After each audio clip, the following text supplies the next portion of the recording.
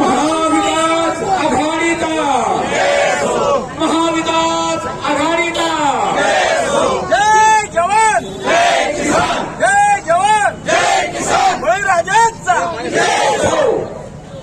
शेतकरी सुखी तर जग सुखी शेतकरी सुखी तर जग सुखी या सरकारचं करायचं काय खाली डोकं वरती पाय या सरकारचं करायचं काय खाली डोकं वरती पाय पिढा टळो बळीचा राज येऊ.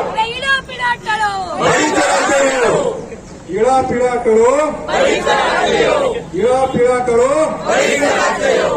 जय जवान जय किसान जय जवान जय किसान जय जवान जय किसान अरे बुलंद आवाज कुणाचा महाविकास आघाडी दुधाला भाव कापसाला भाव ज्वारी खरेदी ज्वारी खरेदी पीक विमा या सरकारचं करायचं काय या सरकारचं करायचं काय सरकार मस्त सरकार मस्त सरकार मस्त पीक विमा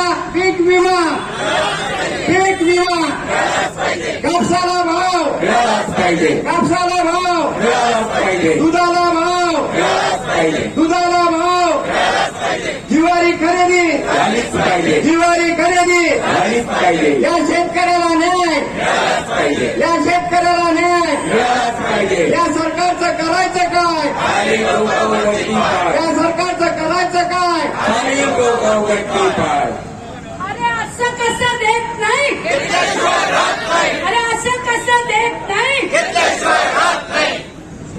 जळगाव जिल्ह्यामधल्या शेतकऱ्यांना अनेक मदतीपासून वंचित ठेवण्याचं काम राज्य सरकारच्या माध्यमातून होत आहे.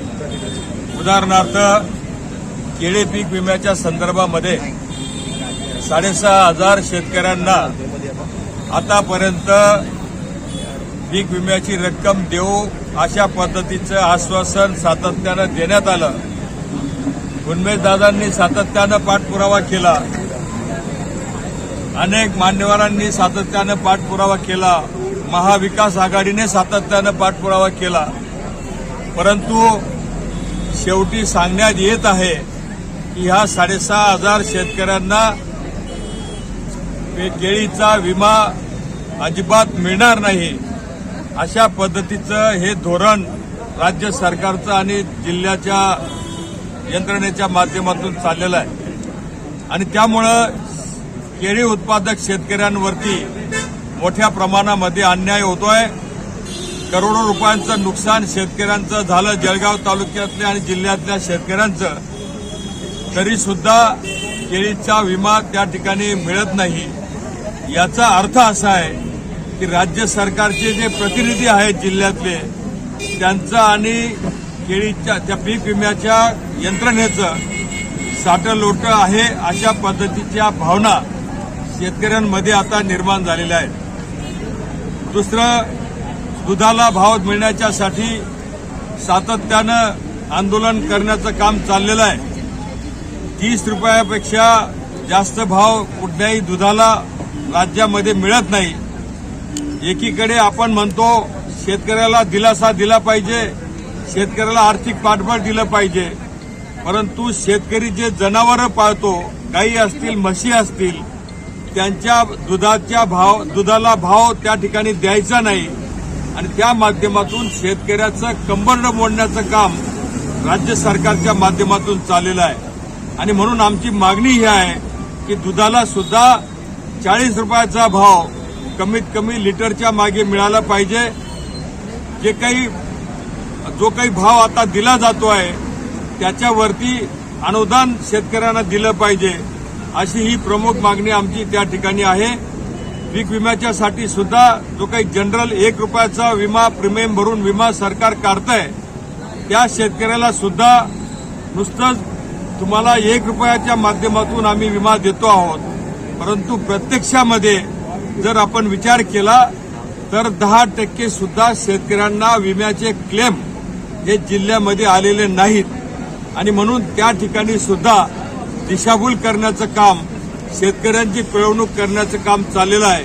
अशा अनेक प्रकारच्या मागण्या घेऊन महाविकास आघाडीच्या माध्यमातून या ठिकाणी धरणे आंदोलन करण्याचं काम आम्ही सुरू केलेलं आहे. अण्णा, आपण काय सांगणार? आज महाविकास आघाडीतर्फे आंदोलन करण्यात येत आहे. बेमुदत धरणे आंदोलन आहे. शेतकऱ्यांच्या विविध प्रश्नांवर हे आंदोलन करण्यात येत आहे. काय सांगणार? आता तेच मुद्दे मी बोलणार नाही. माजी खासदार उन्मेषदादा पाटील यांच्या नेतृत्वाखाली आज महाविकास आघाडीचा धरणे आंदोलन मोर्चा या ठिकाणी काढण्यात आलेला आहे. जे आप्पासाहेब, माजी पालकमंत्री आप्पासाहेब गुलाबरावजी देवकर बोलले, हे सगळेच मुद्दे आपण रेस करण्यापेक्षा मला असं वाटतं की जनतेमध्ये मोठा फार संतापाची लाट आहे. महाविकास आघाडीच्या त्याचसोबत शेतकरी संघटना, सहविचारी संघटनेच्या माध्यमातून हे आंदोलन आज जे करण्यात येत आहे. गेल्या 3 महिन्यापासून निवेदनं, धरणे आंदोलनं, वेगवेगळ्या पद्धतीने निवेदनं देऊन देखील शासनाला जर जाग येत नसेल तर आज महाविकास आघाडीच्या माध्यमातून मागण्या मान्य होई पावेतो आंदोलन आज आम्ही सुरू केलेलं आहे. दुर्दैवाने ज्या दूध उत्पादकांच्या राज्याच्या त्रिस्तरीय समितीमध्ये जिल्ह्याचे दूध संघाचे चेअरमन असताना देखील जळगाव जिल्ह्यातल्या दूध उत्पादकांना मागच्या वर्षीचा 5 रुपये फरकाचं अनुदान परत त्यांच्या खात्यात अद्याप पावतो मिळालेलं नाही. त्यामुळे दूध उत्पादक बोलतोय. 10,000 केळी उत्पादकांनी लागवड केल्याचा तालुक्याच्या आणि जिल्ह्याच्या कृषी आणि महसूलचा अहवाल असताना देखील राज्याचा कृषी मंत्री लबाड खोटं बोलतो आणि आमचे 3 मंत्री हे त्या ठिकाणी सभागृहात त्याला विरोध करत नाही. अशा 10,000 शेतकऱ्यांना पीक विम्याचं कवच असताना देखील फेटाळले जात आहे. ज्वारी उत्पादकांना आंतरराष्ट्रीय तृणधान्य वर्षाच्या नावाने घोषणा करत लागवड करायला लावली, मात्र खरेदी करण्यासाठीचे केंद्र सुरू केले नाही. परिणामस्वरूप 200 कोटी रुपयापेक्षा जास्त बाजारभावात त्यांना कमी भावाने विकायला लागल्यामुळे नुकसान त्या ठिकाणी होतंय. राहिलेल्यांचे खरेदीचं नियोजन कुठे नाहीये आणि कापूस आणि सोयाबीनच्या शेतकऱ्यांच्या संदर्भामध्ये भावांतर योजनेअंतर्गत फरक देण्याची घोषणा केली, मात्र GR नाही. त्याचं कुठलंही त्या ठिकाणी अंमलबजावणीची लक्षणं नाही आणि म्हणून या शेतकऱ्यांना ज्या पद्धतीने उद्धव साहेब मुख्यमंत्री असताना सरसकट अंगठ्यावर बायोमेट्रिक पद्धतीने खात्यात लाभ दिला, त्या पद्धतीने याचे निकष आणि अंमलबजावणी झाली पाहिजे. या 4 शाश्वत मुद्द्यावर कुठलंही राजकारण न करता आज आम्ही या ठिकाणी आंदोलन करत आहोत.